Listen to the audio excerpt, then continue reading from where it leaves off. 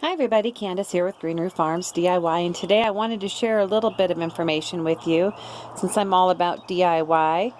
What I recently found out is you can buy these natural fiber softeners. They're 100% New Zealand wool.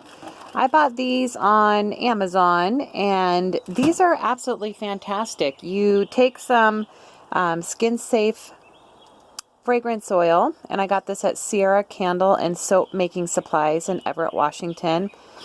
It talks about, is it soap safe, flash point, what the flash point is, and that's really key when you're going to be putting something in the dryer.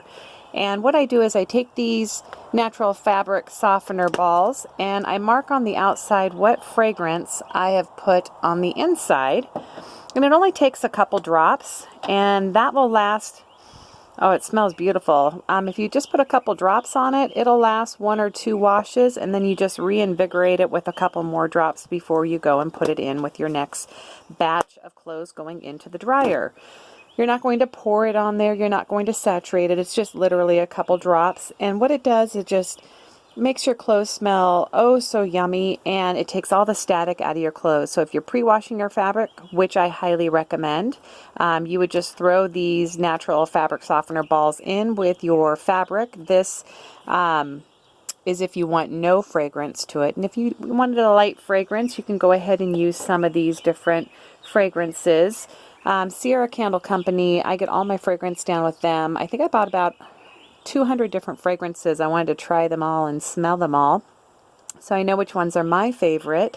But she has a lot of them, pretty inexpensive, and she does ship all around the country. And just let her know you heard it here on Green Roof Farms DIY. She is who I buy all my fragrance oils with when I'm making my laundry soap, my hand pump soaps.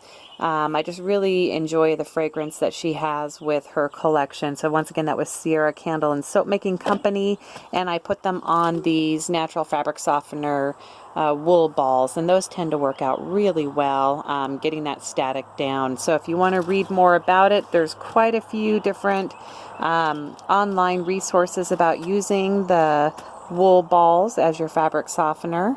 But I can't wait to see what you guys feel about using these and share your experiences.